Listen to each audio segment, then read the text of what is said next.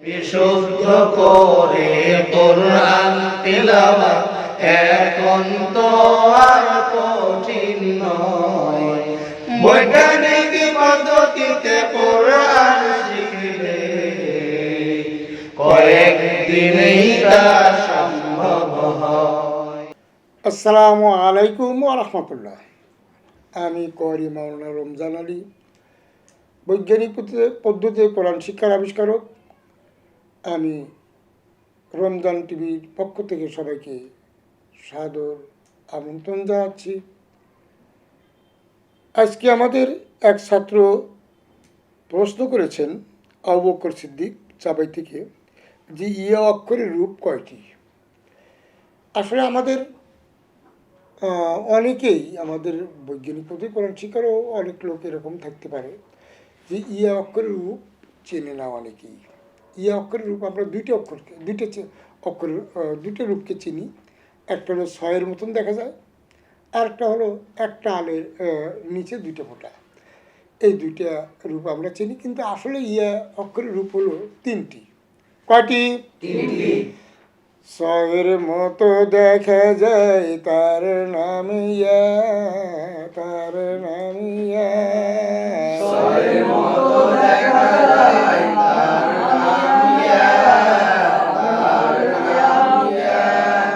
যদি ছয় না থাকে, যদি ছয় না থাকে, একটি আলের মতো দেখা যায়, একটি আলের মতো দেখা যায়। না হয় নিচে দুই ফোঁটা, না হয় নিচে দুই ফোঁটা, তার নাম ইয়া, তার নাম ইয়া। তার নাম ইয়া, তার নাম ইয়া। একই সাথে সবাই কও, ছয়ের মতো দেখা যায় তার নাম ইয়া, তার নাম ইয়া। যদি ছয় না থাকে, একটি আলের মতো দেখা যায়, না হয় নিচে দুই ফোঁটা, তার নাম ইয়া, তার নাম ইয়া।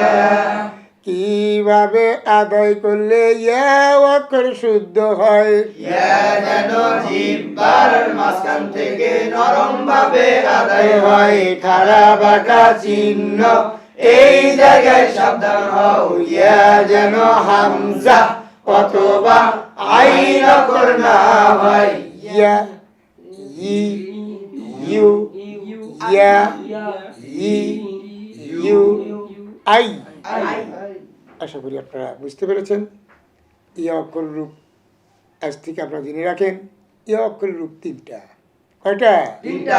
একটা কয়ের মতো দেখা যায়, ছয়ের মতো দেখা যায়, আর একটা হলো আল, শুধু দাগ। যেমন অমা আদরকা, আদরকার পরে একটা আল পাবেন, এটা ইয়া। হ্যাঁ, আর একটা হলো নিচে দুই ফোঁটা, তার নাম ইয়া। এটাই। আশা করি বুঝতে পেরেছেন। আসসালামু আলাইকুম ওয়া রাহমাতুল্লাহি ওয়া বারাকাতুহু।